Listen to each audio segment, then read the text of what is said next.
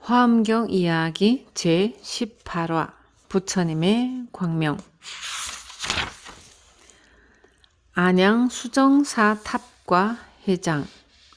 하남성 북부의 하북성과 가까운 곳에 안양시가 있다. 안양시 북쪽을 흐르는 원하 상류에는 영천사 석굴이 있으며 현성의 서북 35km에는 태행산맥의 한 줄기로서 해발 609.6m의 청량산이 있다. 수정산은 바로 이 청량산의 남쪽 기슭에 세워져 있다. 안양현의 서쪽 부분은 동위, 북제, 수당시대의 불교 성지이며 수정사 남쪽 50km에는 영천사 석굴과 소남의 석굴이 있고 수정사 북쪽 33km에는 유명한 남북 향당산 석굴이 있다. 이곳에는 덕 높은 스님들이 많이 배출되었다. 북제 시대의 수정사에는 대화상이 있었는데 그가 곧 대통법상이다. 법상의 전기 가운데 다음과 같은 구절이 있다. 보시를 받아 산사 한 채를 지었다. 본래 이름은 합수사였으나 즉 업의 서산 이른바 지금의 수정사가 이것이다. 산꼭대기에 미륵당을 지었으며 여러 곳을 장엄하여 화려함의 극치를 이루었다. 또한 사사를 공양받는 승려가 150명이었다.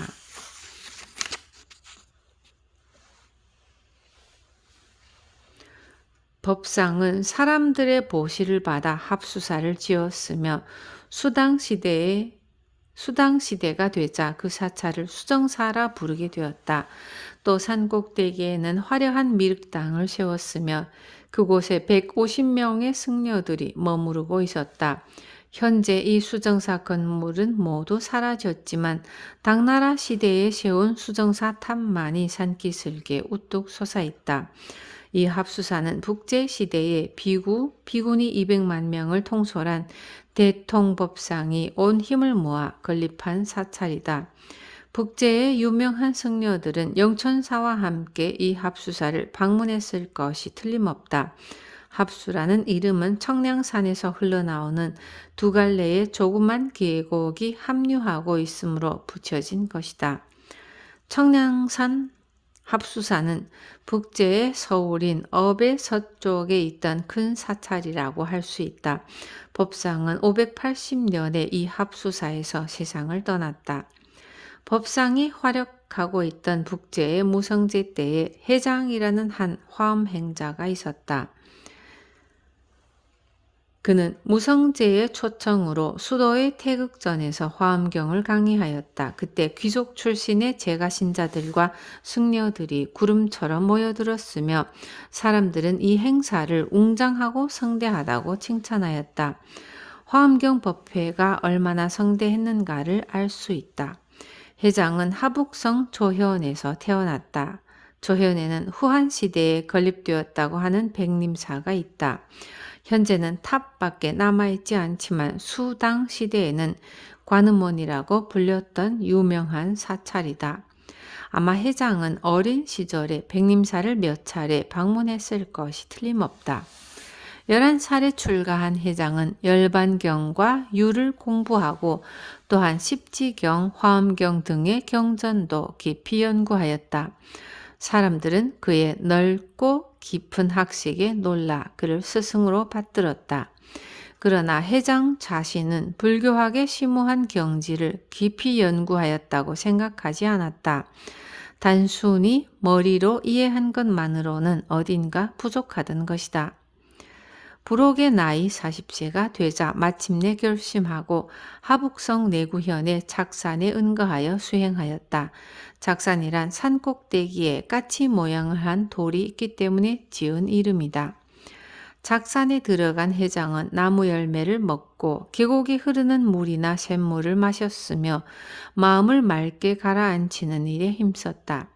해장은 많은 경전을 연구하여 왔지만 마음의 깊이와 현묘함을 느낀 뒤부터는 화엄경을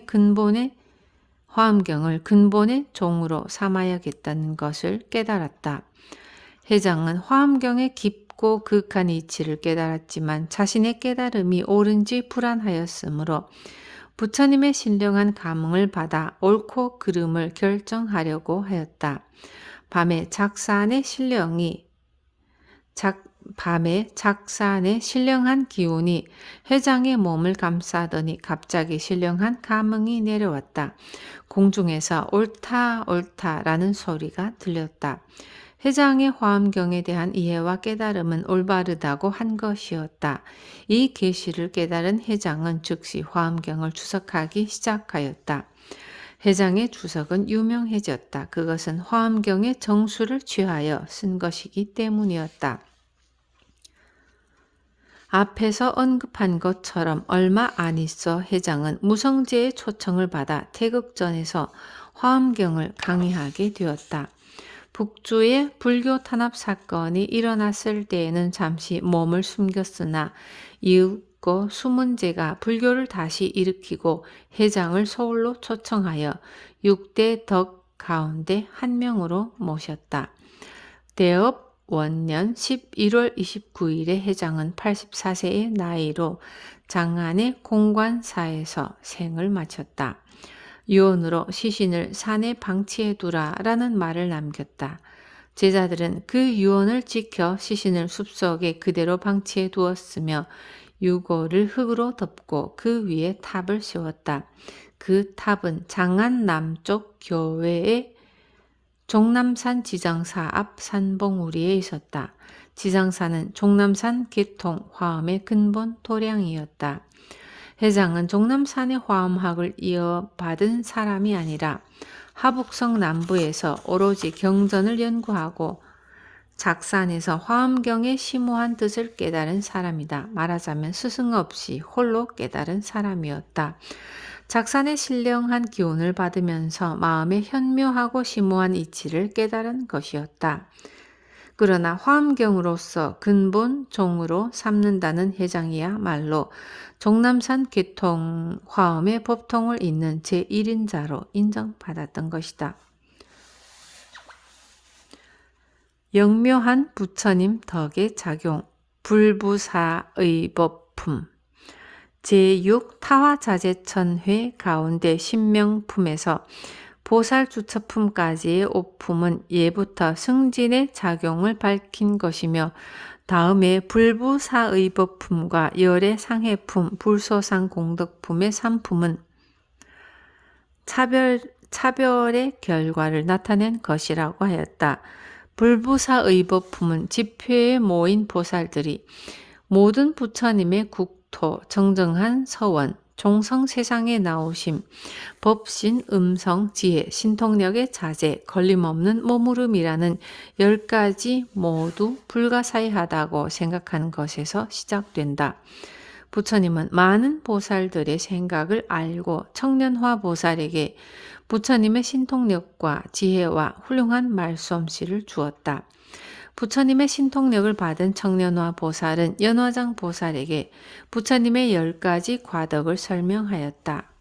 부처님의 과덕에 대하여 32문에 걸쳐 상세히 설명하고 있는 것이 바로 불부사의법품이다. 그것은 10가지 법계의 한량없음, 10가지 끝없는 지혜, 10가지 때를 놓치지 않는 일, 10가지 불가사의한 경계, 10가지 지혜를 내어 거기에 머무름, 10가지 한량없는 내법 등 부처님의 32가지 덕을 되풀이하여 설명한 것이다. 예를 들면 모든 부처님의 10가지 머무름으로 향하는 법이란 다음과 같다. 1. 일체의 부처님은 모든 깨달음의 일체 법계에 머무른다. 2. 일체의 부처님은 모두 큰 자비에 머무른다. 3. 일체의 부처님은 모두 본래의 서원에 머무른다. 4. 일체의 부처님은 모두 중생들을 버리지 않고 교화하는 일에 머무른다.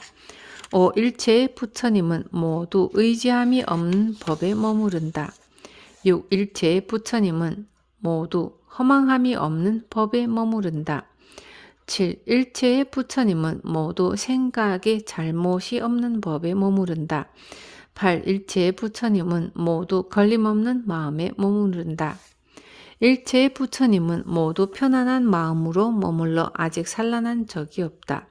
10. 일체의 부처님은 모두 모든 법에 평등하고 무너지지 않는 실제에 머무른다. 이것이 모든 부처님의 10가지 머무름이다. 머무름이란 물러나지 않는 것, 즉 그 상태를 지속하여 결코 물러나지 않는 것을 말한다. 모든 부처님이 일체 법계를 자각하는 것은 당연하며 큰 자비를 실천하고 본원 속에 살면서 끝없이 중생들을 교화하는 것도 부처님의 덕 가운데 하나이다. 모든 부처님은 의지함이 없이 머무른다는 것은 바람직하다. 보통 사람들은 무엇인가를 의지하면서 살아가고 있다. 그것이 부부이기도 하고 자식이기도 하며 또는 재산이기도 하고 지위이기도 하다. 그 의지하는 것을 잃었을 때 자신을 지탱하는 힘을 잃는 것이 보통이다. 의지하는 것이 없다는 것은 바꾸어 말하면 임재선사가 즐겨 쓰는 자유라는 말과 같다. 자유란 자기 자신을 따른다는 것을 말한다. 부처님은 자유였으며 임재선사도 자유였다. 이렇게 의지하는 것이 없거나 자유의 경지가 되기 위해서는 대단한 수행이 필요하다. 해장이 작산에서 두문불출하며 나무 열매만을 먹었던 것은 무엇을 위해서였을까? 그것은 의지하는 것이 없이 머무르기 위함이었다. 의지하는 것이 없으면 죽은 몸을 사냐에 내놓고 짐승의 먹이가 되는 것도 예사로워진다. 의지하는 것 없이 머무른 모든 부처님은 허망함이 없음에 머무르게 되고 한 생각도 잘못이 없으며 걸림없는 마음이 된다. 방해나 장애가 모두 없어지고 집착과 얽매임이 사라지며 언제나 선정심에 머무르고 있으므로 마음이 산란해지는 일이 없어진다. 이리하여 확고히 움직이지 않는 진실한 마음에 머무를 수 있는 것이다. 다음으로 경전에서는 대력 나라연당 부처님의 머무는 법을 설하고 있다.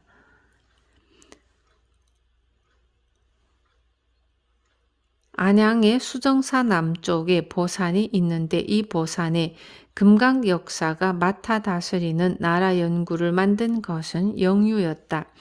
영유는 불법이 사라지는 것을 염려하여 이 산에 나라 연구를 만든 것이다. 불부사의 법품 가운데 마치 금강석 같이 파괴할 수 없기 때문에 일하고 있는 것처럼 나라 연구는 금강석 같이 무너지지 않는다는 것을 나타내기 위하여 금강 역사가 맡아 다스린다는 이름을 붙인 것이 분명하다.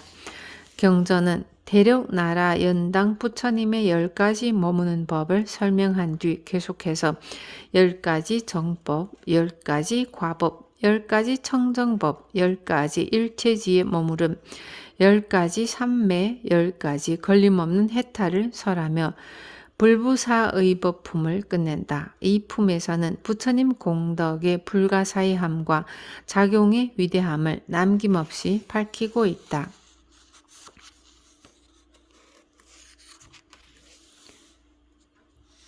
부처님의 대인의 모습, 열의 상회품. 다음의 열의 상회품에서는 보현보살이 부처님 몸에 갖춰진 94가지의 훌륭한 모습을 들어 부처님의 뛰어난 공덕을 설명하고 있다. 부처님에게 대인의 모습이 있네라고 말하며 그 특유의 모습을 94가지에 걸쳐 설한 것이다. 열의 상해품은 보현보살이 마땅히 당신들을 위하여 부처님 모습의 바다를 말하리라는 이야기로 시작한다. 먼저 부처님 정수리에 30가지의 모습이 있음을 밝히고 있다. 부처님 정수리에 대인의 모습이 있으니 이름은 명정이라 하네. 32가지 보배로 장엄하고 널리 한량없는 대광명의 그물을 놓아 일체 세계를 두루 비추네. 우선 첫째로 대인 모습의 이름을 말하고 있는데 그것은 명정이라고 한다. 둘째는 그 모습의 장엄에 대하여 32가지 보배로 장엄하고 있다고 설명한 것이다. 셋째로는 빛의 작용에 대해 한량없는 대광명의 그물을 놓는다고 설하고 있으며, 넷째로는 빛의 효과에 대해 일체 세계를 두루 비춘다고 말하고 있다. 이와 같은 설명 방식으로 부처님 정수리의 30가지 모습을 설명해 간다. 동일한 내용을 반복해서 설명하고 있으므로 어지간한 근기가 아니면 끝까지 읽어낼 수가 없다. 그러나 이처럼 부처님에게 대인의 모습이 있으니 라고 말하며 그 특유의 모습을 반복하여 설명해 가는 힘은 보통이 아니다. 부처님에 대한 지극히 깊은 신앙과 그것을 지탱하는 정열이 없으면 설명할 수 없는 것이다. 열의 상해품이란 바다와 같이 광대하고 바다와 같이 깊은 부처님의 모습을 설명한 품인 것이다. 정수리의 모양을 다 설명하자 다음에는 눈썹 모양, 눈 모양, 코 모양, 혀 모양에 대해 밝히고 있다. 혀 모양의 설명 가운데는 다음과 같은 것이 있다. 부처님에게 대인의 모습이 있으니 이름은 순법계운이라 한다.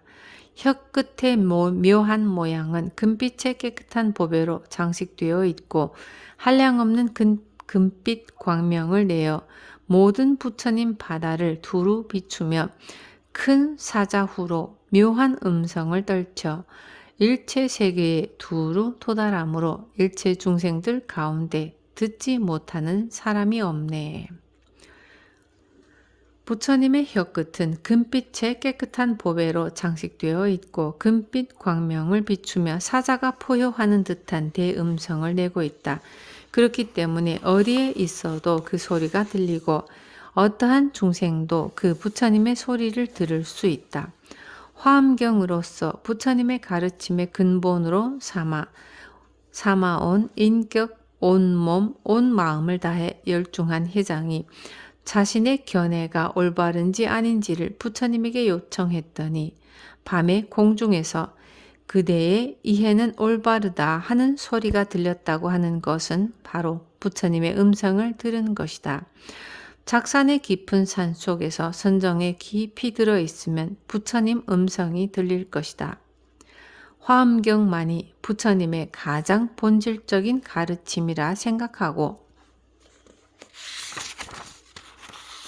그 경전을 매일 독송하고 있으면 온 몸이 그대로 화엄경의 화신이 되고 온 마음 그대로 화엄경의 정신으로 변할 것이다.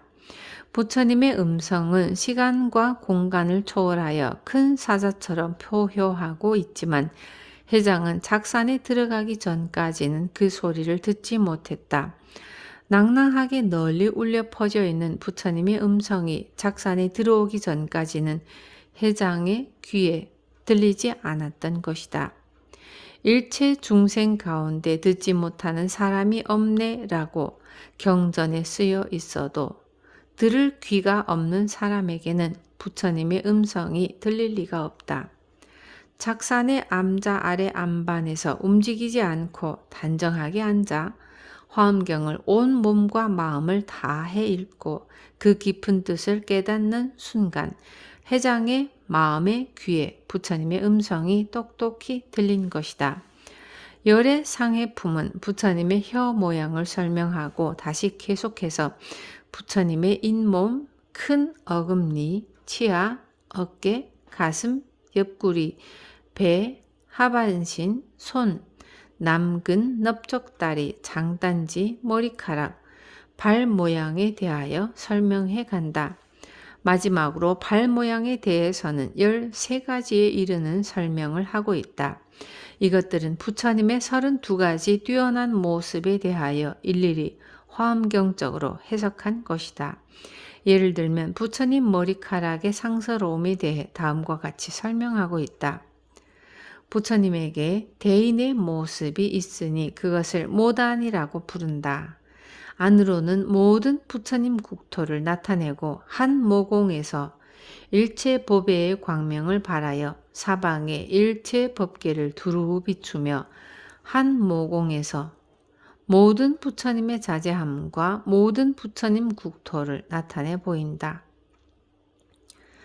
한 털구멍에서 광명을 놓아 일체 세계를 비추고 한 털구멍에서 부처님의 자제함과 불국토를 모두 비추어 나타내 보인다. 이것은 다만 32가지 모습만을 설명한 것이 아니다. 하나가 곧 전체이고 전체가 곧 하나라는 화엄경 사상에 의거하여 해석한 것이 분명하다. 모든 것, 모든 부처님 일을 화엄의 입장에서 새롭게 고쳐 쓴 것이 화엄경이다.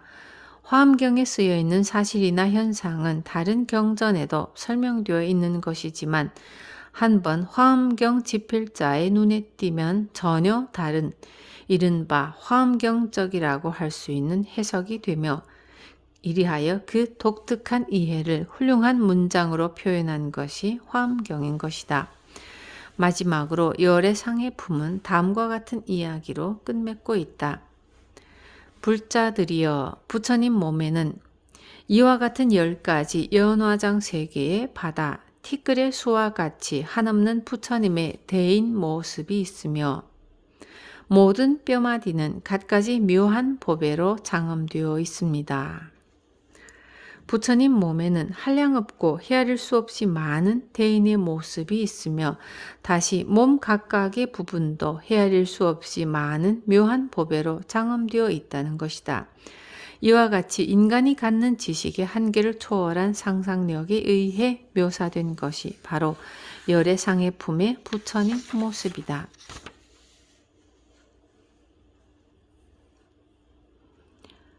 광대한 부처님의 국토 불소상광명 공덕품. 다음에 불소상광명 공덕품에서는 부처님의 광명을 받아 5가지 욕심의 번뇌가 모두 사라지는 것을 밝히고 있다. 부처님의 광명은 다음과 같은 작용을 한다. 10가지 세계 티끌수 같은 국토를 두루 비추고 그것의 지옥 중생들을 두루 비추어 고통을 없애주며 그 중생들의 10가지 눈, 귀, 코, 입, 몸, 의식의 모든 감각기관을 닦아 모두 청정해지게 하네. 광명은 지옥 중생에게도 이르러 그 지옥에서 고통에 시달리고 있는 중생들의 6가지 감각기관과 마음을 청정하게 해준다. 중생들은 부처님의 광명을 보고 대환희심을 내며 목숨이 끝나면 도솔천에 태어날 수 있다. 도솔천에 다시 태어난 중생들은 하늘 사람이 되며 하늘 사람의 귀에는 부처님의 음성이 들려온다. 그 음성은 하늘 사람들에게 지옥에 있었던 것은 다만 어리석음에 쌓여 있었기 때문이며 본래는 지옥에 있었던 것이 아니라고 설명한다. 그리고 하늘 사람들에게 5가지 욕망에 집착하여 모든 선근을 방해하지 말라고 설하였다.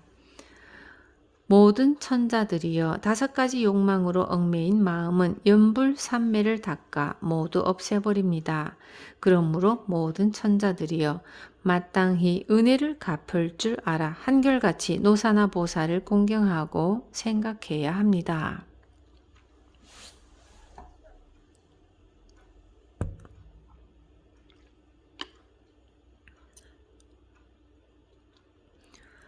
다섯 가지 욕망의 번뇌를 끊기 위해서는 어떻게 하는 것이 좋을까? 연불삼매를 닦으면 된다. 연불삼매란 한 마음으로 부처님을 생각하는 것을 말한다. 지옥에서 구제되어 하늘에 태어난 하늘 사람이 된 것이기 때문에 그 은혜를 잊으면 안 된다.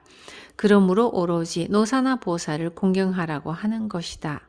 노사나 보살은 광명 그 자체이다. 광명의 은혜로 지옥에서 빠져나올 수 있었으므로 그 은혜를 갚기 위해서는 광명의 화신인 노사나 보살의 모습에 예배하라는 것이다. 하늘 사람들은 실제로 노사나 보살의 모습을 만나 뵐 수는 없었지만 하늘의 소리로서 그 음성을 들을 수 있었다. 그 가운데 모든 부처님들도 또한 이와 같아 마땅히 제도해야 할 중생들을 따라 모두 구제해 주는 것을 즐거워한다 라고 설하고 있다. 모든 부처님들은 구제해야 할 사람에 따라 모습을 나타내 보인다는 것이다. 어떤 사람을 구제해야겠다고 생각하면 그 사람 앞에 모습을 나타내는 것이 부처님이다. 부처님의 모습은 보이지 않으며 음성도 들리지 않지만 열렬하게 구제해 주기를 바라고 깨닫기를 바라며 해탈하기를 바라는 사람 앞에는 모습도 보이고 음성도 들리는 것이다. 해장이 작산에서 부처님의 음성을 들을 수 있었던 것도 이러한 이유 때문이다. 하늘의 음성은 일체 세계에 교화하는 곳을 따라 모두 들을 수 있다. 도솔천에 있는 하늘 사람들은 큰 환희와 편안한 마음을 얻고 모공에서 한량없는 만발한 꽃의 향내음을 만들어 노사나 부처님께 공양하였다. 향내나는 꽃을 흩트리자 꽃송이 하나하나에서 부처님의 모습이 나왔다. 이 꽃의 향내음을 맡은 사람들은 몸과 마음이 모두 상쾌해졌다. 만약 중생들이 이 향기를 맡으면 죄업의 장애를 없앨 수 있다. 죄업의 장애란 500가지 번뇌를 비롯한 헤아릴 수 없는 번뇌이다. 향기를 맡음으로써 한량없는 번뇌를 없앨 수 있다는 것이다. 불소 상광명 공덕품은 마지막으로 불국토의 광대함을 밝히고 있다. 그 광대함을 예로 들어 설명하면 보살이 왼손에 한량없이 맑은 티끌을 가지고 동쪽으로 헤아릴 수 없이 많은 세계를 지나가면서 한 세계를 지날 때마다 티끌을 하나씩 떨어뜨린다. 그리하여 손에 가지고 있는 티끌이 모두 없어질 때까지 동쪽으로 나아간다. 보살은 이 티끌이 몇 개인지 알고 있으며 티끌을 떨어뜨린 세계의 숫자도 잘 알고 있다고 한다. 이 한량없는 많은 세계를 모은 국토가 바로 불국토인 것이다. 부처님은 보수보살에게 이와 같이 광대한 불국토를 헤아릴 수 있겠는가? 라고 묻자 보수보살은 부처님이시여 이와 같은 불국토는 너무나 넓고 크기 때문에 상상조차도 할 수 없습니다. 라고 대답하고 계속해서 부처님이시여 신기하고 신기합니다. 이 비유를 듣는 사람도 만나기 어려우며 또한 이 비유를 듣고 믿는 사람도 만나기 어려울 것입니다. 라고 대답하였다. 이 비유담을 듣는 사람은 거의 없으며 더욱이 듣고 믿는 사람은 극히 드물 것이라는 대답이었다. 부처님은 보수보살에게 이 비유를 듣고 믿는 사람에게는 모든 깨달음을 이룰 수 있다는 증명을 주겠다고 말씀하셨다. 지금 설명한 비유는 인도적인 사유의 한 단편을 훌륭히 보여주고 있는 것이다. 화엄경은 한량없는 시간과 공간 속에서 오직 지금 이 장소와 이 시간에 살고 있는 인간의 진실한 모습을 설명하려고 한다. 대우주의 광대한 공간과 지구가 생기기 이전의 한량없는 과거로부터 연속되는 인간 행위의 계속됨이라고 하는 어찌할 수 없는 시간 속에서 사물을 보는 것이다. 이 한량없는 시간과 공간을 임시로 이름하여 노사나 부처님이라고 부르는데 그것은 곧 광명이며 구체적으로 말하면 태양의 빛이다. 화엄경을 읽으면 읽을수록 인간의 행위는 너무나도 작은 것에 놀라게 되어 노사나 부처님에게 저절로 합장하고 머리 숙여 공양하지 않을 수 없게 된다.